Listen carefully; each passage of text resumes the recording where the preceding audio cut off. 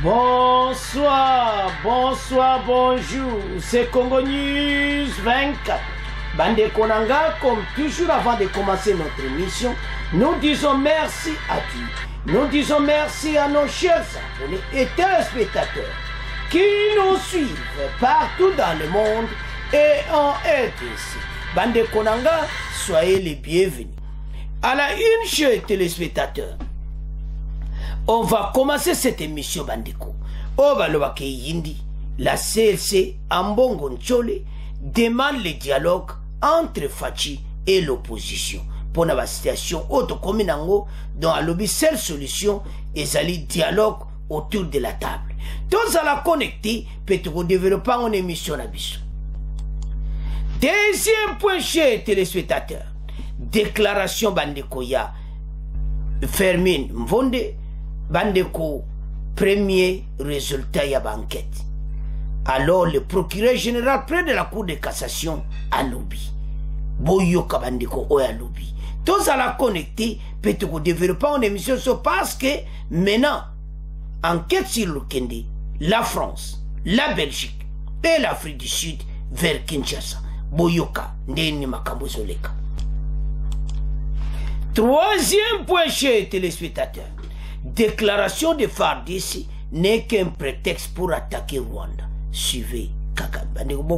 Parce que société civile au bazar la région bazako expliquer yeba 1-23 à Komochaba bombe.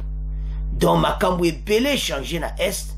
Alors bandeko tous à la connecter une émission peut-être développer ensemble.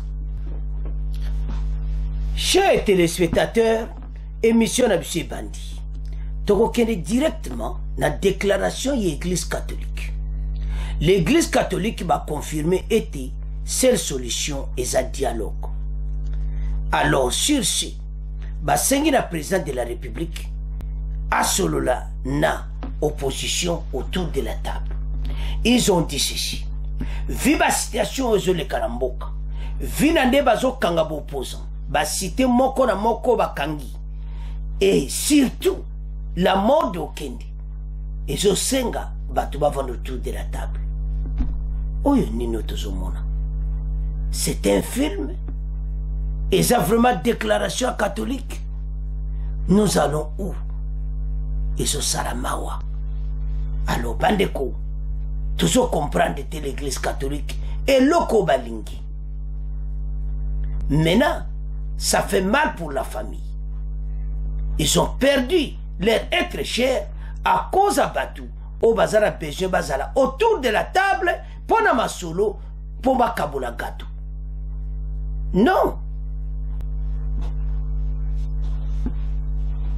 Et je m'en le ça le sacrifice, mon boy, comme ça, tu vends autour de la table, au Kepaba Sango, bah, qu'on publie une nouvelle. C'était hier soir. Conférence de presse. La CLC, l'église catholique, bah, le bibouille.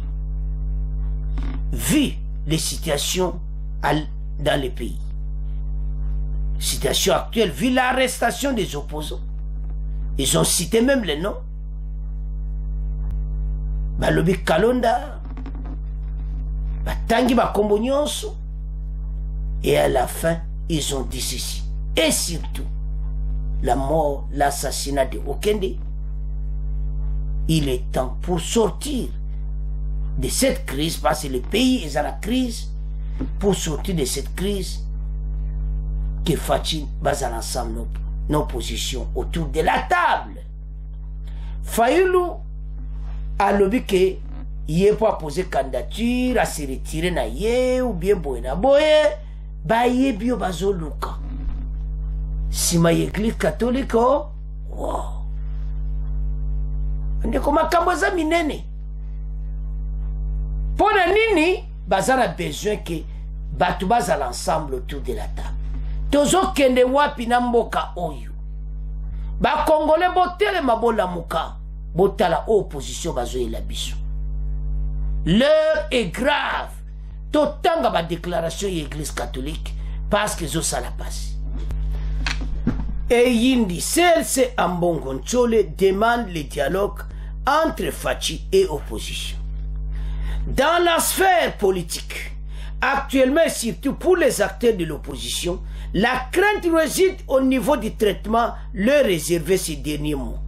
Il y a lieu de noter l'enlèvement du député provincial Maki Mokebaï, l'interpellation du cadre d'ensemble Salomon Kalonda sur le tarmac de l'aéroport d'Ndjili, la perquisition des résidences de Moïse Katumbi à Kinshasa, de Salomon encore à l'enlèvement suivi du décès du député et ancien ministre des Transports Okende, le bien qui est pire encore, il y a Okende. Les seuls se considèrent dans cette optique qu'il n'y a pas d'autre voie de sortie que la crise, que le dialogue. Il serait donc temps que les chefs de l'État et les principaux leaders politiques, sociaux du pays se mettent ensemble pour identifier les réponses les plus adéquates et les plus urgentes aux multiples équations du moment. Car une nation profondément divisée à l'interne, comme la nôtre, en cette période ici, ne peut être à la victoire contre l'ennemi tant extérieur qu'intérieur, indique l'ICLC dans un communiqué publié mercredi 19 juillet. Les peuples profondément découragés ne croient plus à rien et se trouvent à la merci de toutes sortes de rumeurs, de manipulations. Quant à la gouvernance électorale, elle continue à accumuler contre, hélas, de nombreuses difficultés internes. Il faut résoudre. L'enjeu pour nous tous est d'éviter que les élections aboutissent à un désordre général, qu'elles conduisent à une solution de force qui ne puisse garantir la légitimité du pouvoir. Au cas où il n'y a pas de solution, le CLC dit prêt à s'engager dans la défense des intérêts de la population. Plus que jamais, le CLC demeure vigilant et attentif à l'évolution du moment. Raison pour laquelle il confirme à l'opinion nationale et internationale qu'une solution consensuelle à cette crise et se situera en première ligne pour défendre l'arrêt fondamental de la population. Awa bazolo bakei fachina bangonyo sobaza na mesa moko. Ah basango. Et puis bozolo ba bien botangi bato bakangi kangi et puis bolobi et le pire et surtout la mort de Okende. Donc Okende azaki sacrifié kapona makamba boy. Nzambe na ngai ya kotala makambo ezoleka awa. Ce n'est pas possible. Batu bako vivre dans un pays oyo batu bazana ba boule na bango muta zana kop na yi. Oh là là, avançons. Ça fait mal. Basango bazana courage ya koloma ndeba lobia nizo salamawa. Le pays est en crise. La sortie de la crise, c'est le dialogue autour de la table. Le président Fachi, Fayulu, Katumbi, Joseph Kabila, Matata Mponyo et Batouana Nyonso autour de la table Tokabola Gato. Non. Mokonzamboka lobito ken élection bino boloba kinini. Andeko makambo zo sala pasia. Ils ont dit ceci. Avant on bango tout n'a pas trompette. Élection dans les délais constitutionnels. Pas de glissement. Parce que le gouvernement Zolinga ça la glissement. Tout le monde disait ça. Et maintenant l'élection à la porte, tout le monde veut y entrer. Et comme il venait côté élection yangoyo, l'Église catholique nous apporte cette nouvelle. Qu'il y a une crise en RDC. Il y a des arrestations partout. Et surtout, l'assassinat de Chérupé Okende. Ça montre clairement que la seule solution pour sortir de cette crise, c'est le dialogue entre le président de la République, Félix Tshisekedi, et l'opposition, Katumbi, Joseph Kabila, Martin Fayulu, Matata Mponyo et les autres. Bozomona makambo te bande kunanga. Nazo comprendre te. Eza lokola film, lokola ndoto. Ba catholique bakamusinga. Nayoka ba déclaration na bango. Mais oya lelo ezo bangsanga. Et puis ils disent bien les pires la mort ya Cherubin okende. Est-ce que tango azoloba bongo que le wayo okende batu bakende na dialogue? Donc c'est-à-dire moto akufi mais botie famille na yiwapi? Cette famille qui pleure jour et nuit le leur qui est parti, l'être cher. On se supporter peut-être toute la famille comme un ministre, ex-ministre et tout ça. Non. Déception totale. Son altar la catholique, ça me fait mal. L'église, il faut aller au milieu du village, ou bien, s'il supporte les faibles, il faut y avoir une solution moko amiable, une solution moko kitoko, mais ça te peut reculer la démocratie. Élection zalate, surtout comprendre, et là, à beaucoup de temps, il fallait que l'élection zate. Mais moi, je ne sais pas. Oh là là, Basango. Vous êtes parti politique, vous êtes l'église. Katumbi, Fayoulou, Botikambi échappatoire. Fayoulou a le bureau a posé candidature d'Obo, allez. Si ma Basango, t'as la réponse, Yango. Non, Fayoulou, Tchalibaya. Zonga longola ba décision yako Tchalibaya. Katumbi botiama ba botika batu. Message à ce pas congolais abou. Aux chrétiens catholiques. Kolingate ba manipuler na makambo za polele boy. Ah aux até to critiquer, ah aux até ko to lobaki. Non, et ça clair. Catholique à côté totalement. Ba manipuler binote ba chrétien catholique pour une élection kozala. Bango baza olobaki oh voilà glissement lelo ba mon élection non. Na pesi Nicolas Kazadi, na Patrick Moya a raison. Ils ont dit tout ce qui se passe à ce moment. Même la mort de Kende, bateau yobazo lukale chaos dans les pays. La réponse est là. Basango ba ele biso réponse. Merci Patrick Moya. Merci Makambo Olubaki.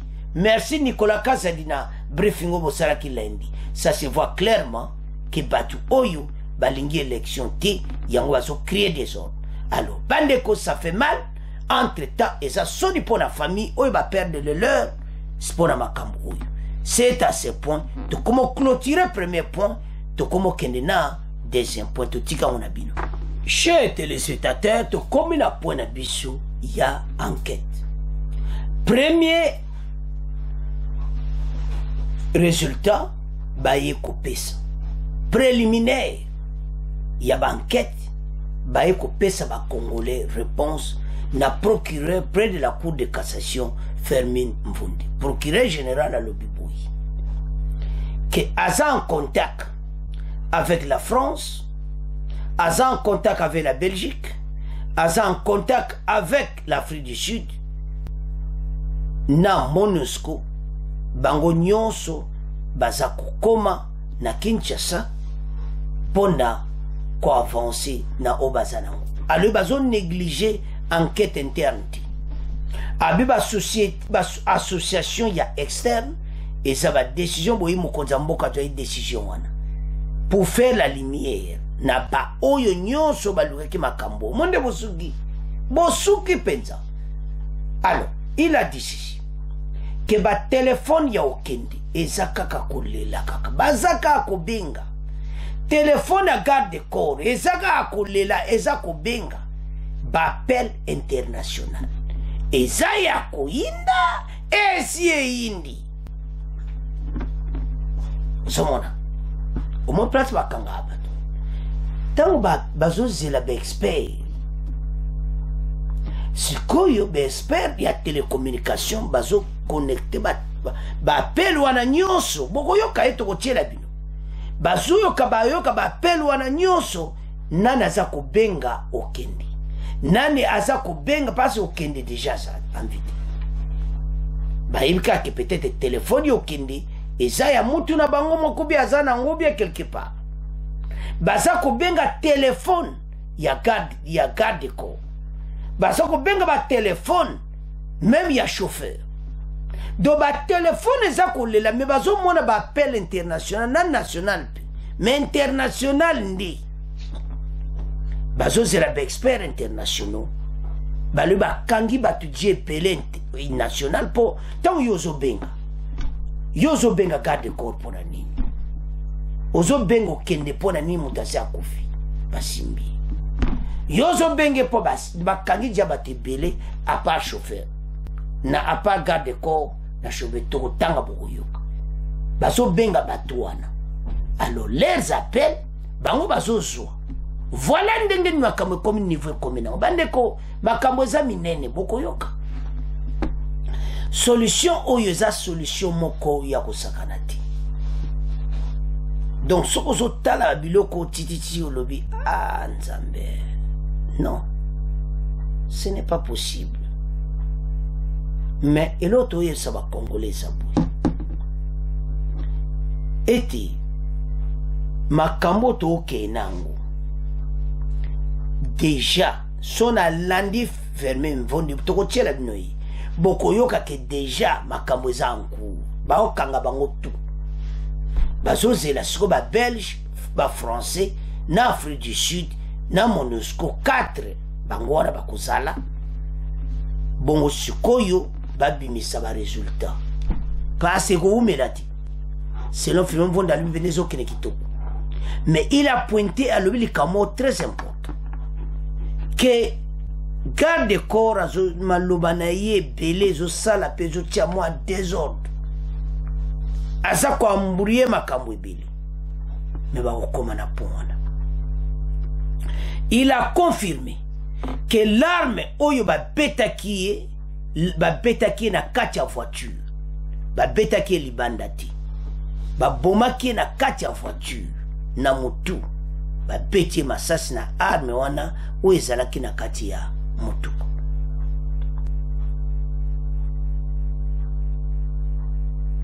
Todo bana likambo arme wana tango tikalaki na kati ye garde corps atiresa laksaki okende place arme wana eza na voiture esa epsa okende na tiki arme na nga na kati ya voiture. Ça c'est une question qu'on peut poser aussi. Est-ce que Kenda eba ke arme ya garde corps etikali na voiture tango bateau ba eba menacer ba côté li? On ne sait pas. Enquête en cours. Mais a confirmé que yemoko procureur qui aza en contact na bo bazo uta na France, na bo uta na Belgique, na bo uta na Afrique du Sud, na MONUSCO, yaza en contact na bango déjà que baza koya. L'heure est grave. D'autant. Enquête sur Okende, la France, la Belgique et l'Afrique du Sud vers Kinshasa. Suivez Bandiko, procureur général près de la Cour de cassation. Des enquêteurs internationaux sollicités dans l'affaire de l'assassinat de l'opposant Chirubé Okende, une semaine après l'assassinat du député d'opposition Chirubé Okende, la justice a communiqué mercredi 19 juillet 2023 les premiers éléments de l'enquête ouverte. Fermine Vonde, le procureur général de la Cour de cassation, a annoncé lors d'une conférence de presse l'arrestation de plusieurs personnes, en plus du garde-corps de Chirubé Okende et son chauffeur. Les enquêtes sont cependant incompétentes en attendant des enquêtes internationales, notamment pour l'autopsie. Pas autopsie et qu'on détermine ma kamboubili. Yango na bango bazako ya pour basa l'autopsie na corps naï. Les téléphones des personnes interpellées et celui de l'opposant Chirubé Okende sont en train d'être passés au crible par des experts en télécommunications cellulaires et cybercriminalité. C'est-à-dire, bateau yo ba expert nyoso a téléphone bazako vérifier bateau nyoso oyo ba benga bazako benga bango o ba benga kibango. Fermine Vonde, procureur général près de la Cour de cassation et chef de parquet congolais, explique. Ça nous donne une idée du film. Des événements qui nous permettent d'aboutir à une conclusion qui soit unique. Avec conclusion moko unique zo salama, mais zo les la enquête à la Belge, il y a sud africain, na France va associer France va kozala sur place donc soto comprend bien na France gendarmerie na bango donc ba kozala dia na Kinshasa makambo za minene. Ces déclarations ne sont pas constantes. Il y a tout à la place one. Les premiers résultats de la police scientifique viendront consolider l'instruction du dossier. Selon le procureur, la balle qui a traversé la tête de Chirubin Okinde a été tirée de l'intérieur du véhicule. Et ça mawa. Et ça qui tiré à l'intérieur de la voiture.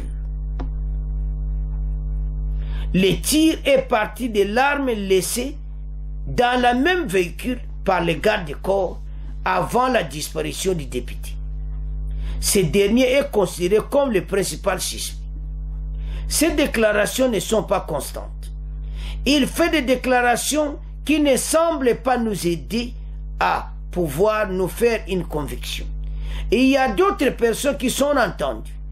Nous confrontons ceux qui sont entre nos mains dans leurs déclarations pour suivre Firmin Mvondi. L'arme aurait-elle été utilisée pour maquiller les crimes? Dans quel état s'est trouvé le député avant d'être atteint une balle? Pour le procureur, l'autopsie sera déterminante. Parce que bazimbaye ba état oyazala kinango avant même ba bete masaso wana mutu. Balobi arme wana eza po ba dia désordre d'investigation. Pour le procureur, l'autopsie sera déterminante. Mais l'opération est suspendue en attendant des renforts. Pour le moment, ba belge, ba français, na ba sud-africain, ba comment pour avancer l'investigation. Nous voulons être le plus objectif possible. Nous ne manquons pas d'expertise locale, mais nous voulons que l'expertise qui nous puisse être un autre son de cloche. Puisqu'une expertise, cette matière peut être contestée. Je peux vous confirmer aujourd'hui que je suis en contact, voilà très bien, avec ceux qui doivent venir de la Belgique, de la MONUSCO, donc de la communauté internationale. Il y a aussi ceux d'Afrique du Sud et de France qui sont entendus. Bande koma kamweza minene. Tango azoloba ki azozela batu wana parce que bango pe ba okoma po bayeba makambo yo epai ewuti. Lumière ezomwana kalati. Pour le moment, a regretté le procureur, aucune personne n'a répondu à l'appel d'un témoin. Si le témoin bimiti, l'heure est grave. Tolanda, le procureur général près de la cour de cassation, Firmin Mvondi, bon auto avancé l'émission.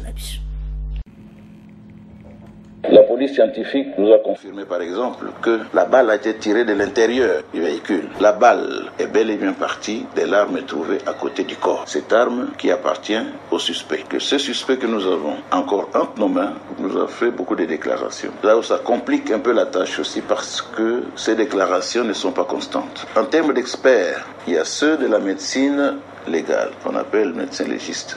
La réquisition expert a été faite, mais le devoir requis n'a pas encore été effectué pour la simple et bonne raison que nous voulons être le plus objectif possible. Nous ne manquons pas l'expertise locale, mais nous voulons un autre son de cloche. Je peux vous confirmer aujourd'hui que je suis en contact avec ceux qui doivent venir de la Belgique, ceux de la MONUSCO, donc la communauté internationale, il y a aussi ceux de l'Afrique du Sud et de la France qui sont attendus. C'est pour avoir des résultats consolidés en matière de télécommunications. Les premiers résultats nous parviennent déjà.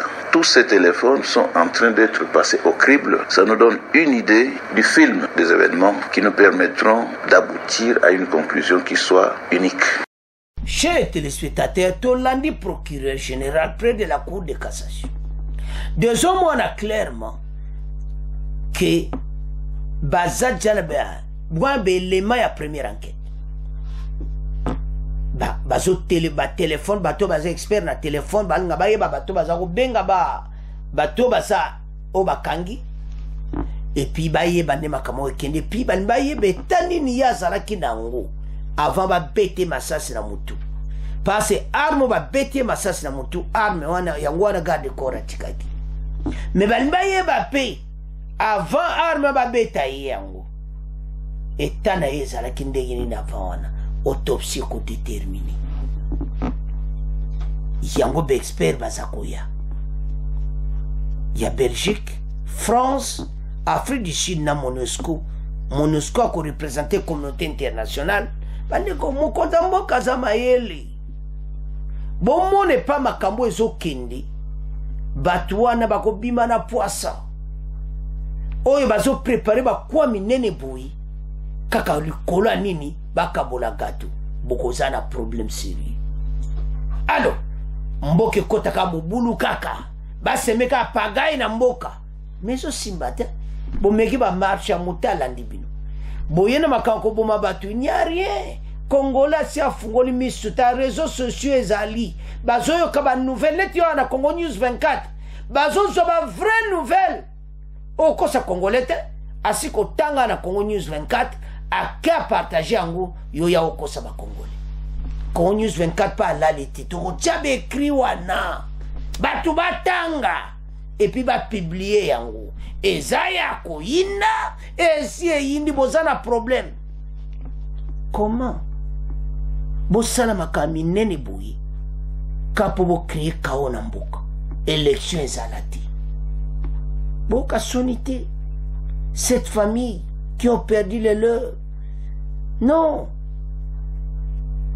ezosala mawa komona comment mort ya okende non alors maintenant pourquoi a expliqué très bien de Tolandier la communauté internationale France Belgique na bomso bakozala pourquoi balingi que contestation ezalati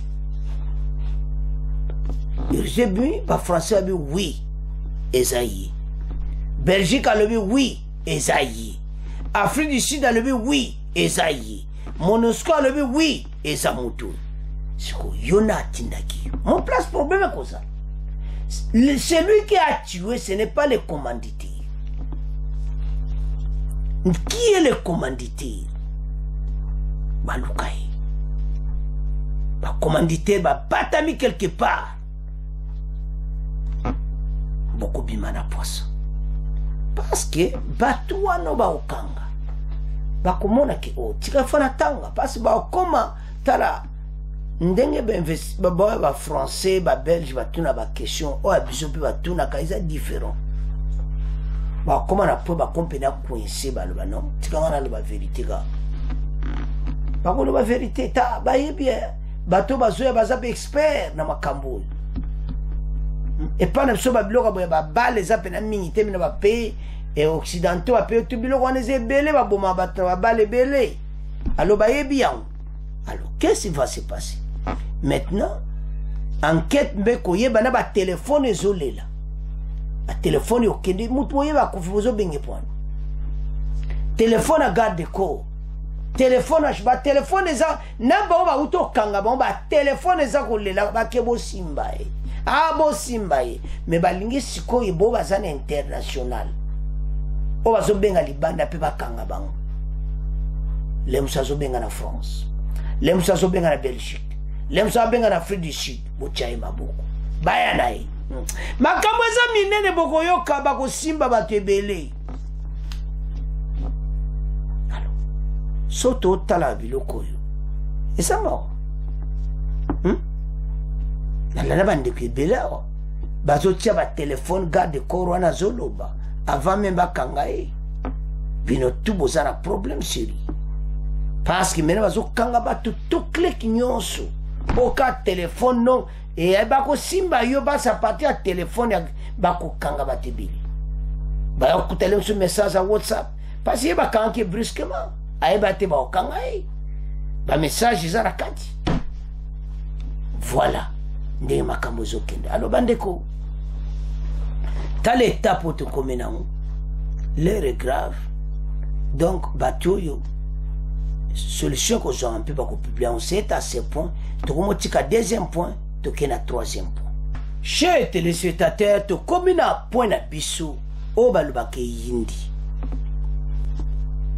déclaration à FARDC boyoka lobiki en Rwanda azo préparé contre armée na RDC provocation FARDC ba réagir yako sakana te puis Rwanda lobi que et ça prétexte pour RDC bazonga ba attaquer Rwanda effectivement to ko attaquer bino pande ko bazomona Rwanda kabo ba kompe ko banga ba yu force to komina alors bazomona que et ça prétexte pour ba attaquer Rwanda bango jamba tiko pesa communiquer mais renseignement militaire ba moni bino Rwanda ni yango en bloc à le bâtir au salaire en talo que tout l'année qui est général et qui est très bien émission à lui et maintenant attaque ça imminente bande ko faire de ça zo ba rapport rebelle Rwanda ta nié bokoyoka M23 kumotia ba bombe na Nyiragongo na Beni partout bazo tia ba bombe na batu na bango alors tango ba bombe ba kuti ba bombe sur non explosif ba kuti ba bombe na kamba déplacer et bomi batu oyo bato ba kimi bitumba ba eko tia bombe placement nana tie 123 yango ba sengi na ba konzi ba agir le plus tôt possible pour na batu dans la situation tout ça nango l'air grave mais autodéfense ba ça ba déclaration moka makasi que bango ba signé pena guerre na 123 ba kutika bangote match eza mobulu alors makambo eza minene maintenant Rwanda akonko banga zolo ba voilà baza ko utiliser ba moyen pour ba attaquer Rwanda na FDLR mais puis cette position tout ça nango Rwanda yebi tala la montée en puissance de Zoyoka ezali mais tozo landa et le bin de comment oh tout calcula la bouche autorisée bozo gaga bango ah babone ba me bat bino bozo mona kaba occident bango to acha désordre comment bon ka bango bazo lo ba ke voilà dialogue ba konti ma bango te ba sa dialogue te bande ke bele ba lobi oh voilà coup de septembre nde sadeka weza musika problème ezati mais connaissez si longtemps qu'on t'a août donc j'y ai aussi là mais connaissez que tout ça quoi avance alors maintenant Rwanda a fait ses réponses tout temps bandeko déclaration FARDC c'est tellement makasi parce que peuple azo subir makamoko mawatro na Nyiragongo boyoka peuple réaction à population eza makasi alors déclaration de FARDC n'est qu'un prétexte pour attaquer les Rwandais suivez message à Kagame cette déclaration de FARDC n'est qu'un prétexte visant à escalader les hostilités avec Rwanda et à justifier une attaque sur le territoire rwandais malgré le fait que ces mêmes FARDC continuent de soutenir d'armées, combattre aux côtés des milices génocidées FDLR, insiste Kigali, dans ce communiqué signé par le bureau du porte-parole du gouvernement rwandais. Comme nous l'avons rappelé précédemment, le Rwanda continuera à déployer des systèmes de protection contre la violation de son espace aérien et de ses frontières, et fera obstacle à tout débordement du conflit dans l'est de la RDC sur son territoire. Mais nanazo kriye kuna ezabino bango mena baza ko banga baye ke guerre ne ko claté pa na biso Rwanda tala Rwanda za na problème sérieux baye ke guerre ta ko claté pa na biso ko kota na Rwanda olingo lingati osoba makamonde ko zala tango yoko ke FARDC pena biloko mote bandi parce to zana bibundeli tout président Rwanda le total l'espace aérien na ba avion na ba cheng duo sombi biso peto aussi beso boleke para biso to ko tirer le général Ekenge Bomusa aloba ki en clairement bandeko les FARDC ont déclaré qu'il s'agit d'une fuite avant destinée préparer l'opinion à admettre et comprendre la commission par les RDF autres crimes crapuleux et des actes de violence ignobles pour pérenniser mort et désolation ainsi que l'insécurité et la terreur. Bandeko, tala, ba Rwandais, ba kompe ko banga. Sozo tanga yango dume so 8 ans, okomona clairement été bango pe, ba komi na position ko banga. Ba yebi ke awa, nde makambo ekende, ba koko attaquer biso. Yango so mona, ba kompe ko banga. Président Rwandais, na message na ye, alobi ete bazo préparer ce binon so bitumbe toki bayebi ke soki na EDC guerre bandi eko kota na Rwanda bas bayebi parce que c'est ça où bango pays bakomi ko banga. Alors bandeko, l'heure est grave, avançons. Donc au a clairement été l'insécurité et la terreur dans la population congolaise.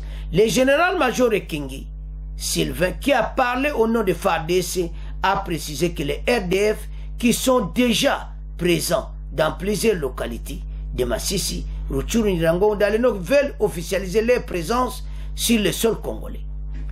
Effacer de mémoire collective tous les crimes, massacres d'autres atrocités déjà commis à Kisheche, de CGE jusqu'à Bukumu, les territoires de Rutshuru, et ont fâché à une vingtaine de paisibles Congolais. À peu près 20 Congolais Bakoufi. Les FARDC qui condamnent ces duplicités et ruses, qui sont depuis toujours la seconde nature des RDF, qui ont indiqué que tout en étant respectueuse de tous les engagements internationaux et l'intégrité territoriale de chaque pays, l'armée congolaise ne permettra jamais de servir de base arrière à la déstabilisation d'un pays voisin. Bah, le biso de Zolu Kato attaqué, bah, on va attaquer Binongo. Bon, quand on bitumbe toke pa na biso bino bo ozoma sasité, ba village nyonso voisine na EDC kokoya. Parce que bino bo luka kiango. Bon, comme iso ko banga. Alors, bandeko. Botala président rwandais niveau maintenant à kominango. Parce que azo mona pena ki situation tozango pour le moment. Tala bandeko. Président rwandais yebi que maintenant tozana force. Donc, ayebi de quoi attaquer bango directement. Et puis, makamine ne paye salami. Et alors, des autres de côté à Makasi. Et puis, bazanga prétexte sur l'anté à Kolobaki, il y a FDLR. Oh, arrête. FDLR, non. Tabandeko. Ndenga zama yele Cécilie. Maïeba été. Bisso, de quoi attaquer bango jusqu'à dernière énergie pour présent rwandais aller qu'ici. Oyo nyonso yazo sala na mboka na biso biso tozotala ya moni biso pena ba yuma ko sakana te nzoka nde biso pe miso eza kofungama ba congolais botelema bola mukapona dossier oyo parce que trop c'est trop présent rwandais azoluka nyonso mais ayeba ete biso za premena botala ndenge makambo ekokende bakonza mboka to utolanda derrière natali mo extrême natali ba discours ya kutumba oyo batu ya wazalendo en tout cas baza déterminé ya kubunda na M23 pona ko récupérer ba territoire wana. Alors guerre l'air ko éclater tala bandeko bato ba ko vivre ya mais président rwandais aza ko banga kake soki lelo guerre etoki ekolanda tina Rwanda, il sait ça. Mais quand il sait ça, mais qu'il arrête un peu de déstabiliser notre pays. Parce que général Ekengi fa de sa quoi au sala discours anate au Rwanda ni en bloc za lokuta et zande biso to na ko attaquer bango ka na ondima kambo lobby to attaquer bino biso to ondinga to attaquer bino parce que bino ba attaquer biso pe mingi yango fa de ce bino pe bolaksa bango que biso pe to zali parce que non, bandeko, tala. Station toujours vivre dans bateau, il faut l'air moko, to yeba été. Trop c'est trop. Ba sali ba manœuvre mingi. Osomona. Ba yebi que en tout cas, ba tumboli biso. Biso pe il faut to telema. Alors, sans plus tarder, to yo kandenge ni na Nord Kivu. Ndeni peuple aza koloba bakomo tia ba bombe M23 ezalaki na ngonga ya zomi na libwa ya mokolo mwa lomingo tangu bombe eye epanzanaki na groupement Kibati au territoire ya Nyiragongo. Kolanda maloba ma société civile ya bisika biye bato zomi na libwa bazokisamaki makasi na bopanzani boye bwa bombe bato bango bazali nsika na l'hôpital Nzike na ngoma mokonzi etuka eye toyoka na tina elikambulie moyi société civile ya bisika biye Jean-Étienne Bosenibamwe Mozungu. Compte tenu de la situation de nakotala bomatibwa bozangi bokengi boye bozali komonisama na territoire ya Nyiragongo mpe na ngomba Goma pe bisika bisusu awa na etuka le Nord Kivu tosengi na mbula matari ya ekolo Congo Démocratique koyikisa nkimia pe kobengana batomboki ba 23 bisika binso babotula na tina ete bakima bitumba baye bazongela bisika na bango mpoete bazali nse konyokoma mingi bisika bazali kovanda awa na territoire ya Nyiragongo. Ongambu na ye Celeste Misingi moyi politiki awa na etuka Nord Kivu na mpasi na motema asengi na baimboka mingi bakimi bitumba ete bazala ekenge na eleko ya bitumba mpe bayibo kengi babatela bakima bitumba baye na ntina ete baye bazali kosala makama manenge mana bakangama mpe bazwa etumu na bango. Tozoki malobo ma Celeste Misingi oyo amanyolaka mamiba politiki na bonsomi awa na etuka Nord Kivu. Toyoka Celeste Misingi. Sali biso pasi mingi na motema na koyoka bato bazoki na bombe oyo pasukaki na kan ya ba réfugié. Naza kosenga na bandeko oyo baza na kati ya bakan moko na moko atika la vigilant po ete monguna aza kolinga aseme désordre na aspect nyonso ya population ya ville ya Goma parce que soki mutu aza kotia bombe na kati ya kan ya ba déplacer azolinga pe ko déstabiliser population oyo ezali na kati ya ville ya Goma. Nasengi na population nyonso baza la vigilant monguna oyo biso tokolokota tokoyeba lolenge nini tokotia na maboko ya l'état pour justice s'occuper na ye kasi population se prendre en charge na koyeba ndenge nini bakoki ko se protéger po soki bamoni eloko ezali suspect bakende mangu koyebisa na la police pona police et sécuriser bisika yango bafungola misu ba se prendre en charge pour sécurité na bango eza responsabilité na bango moko liboso pe l'état aye kolandela na sima population oyo ya ba déplacer bazala vigilant na kati ya kana bango makambo ebeleza koleka kuna kasi bafungola misu tobengaki na ntina likambolie colonel ya Pulusu Patrick Edouard Molengo administrateur to moyengeli ya territoire eye ya Nyiragongo oyo alaka biso ete akoyanola mituno ya biso na mikolo mikoya wuta engumba Goma. Bandeko totangi toyoki extrait wana ndeni peuple aso bakumotia ba bombe et puis station zara S bakonzi ba telema pona ko récupérer ba territoire oyo nyonso. Effectivement peuple wana zana kata terazo vivre yango baso continuer ko boma ba congolais baso continuer ko commettre des actions et comme étant phare de s'agir. Alors tout on a un message à présent Rwanda. Il y a le bête message on est à lukuta baso lukatu ba attaquer Rwanda. Bandeko makambo ya lobby toye beza vérité que na sens que ce qui guerre toki Rwanda koza l'affecté bituba keti kuna yeba ye azo risqué penda que bateau benemi na bomba lukaba kote la bomba la o parce que guerre tango kotoka e kozala kosakana te ya yena bibundira makasi pa na biso ayiko bunza biso na mboka na biso moko bon siko soke keti na Rwanda babe wapi yimta luka kyamu. Et maintenant, comme on le voit, effectivement, ça peut arriver comme ça. Que guerre bandé par Nabiso et Kotikuna. Un jour, le lubin de Komo, vous occupez une partie à Rwanda, à mon andéné zalaka. Alors, maintenant, bakonzi bayebio bazosa. Tulani baya kutumba oyo, ba wazalendo, ba pese pena discours, ba zapena en force. Bako telemela 1-23 bitumba makasi ezotoka entre bango de violents combats pour moi que baza bien. Alors 1-23 ko vivre yango wana na nozo bundakana ba wazalendo mokolo FARDC au côté la bino tala andeko la montée en puissance c'est ya malobati c'est vérité armée na biso koma pena makasi bazo ja armée na biso nyonso bazana ese bango tout bazolongwa tout le monde ba nouveau recrue na bo mususu bazai kuna te bazo remplacer kuna kozala oyo kaka somo ya boye baba jeune wana bayemba déjà alors tant que toka président Rwanda zamaï ndenga zolo bake o voilà biso tokotia bakamutu ata ochi tango biloka mote bana ko katsa ngambo frontière e ko epana bino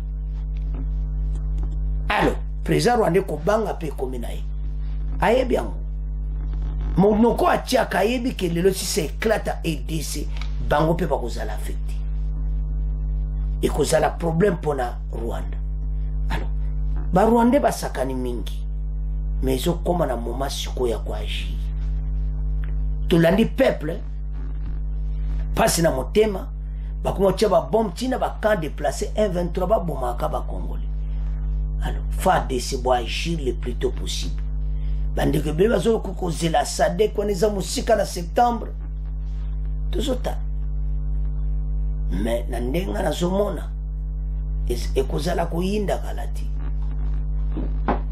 SADC ko changer programme yena août bakambo za minene bande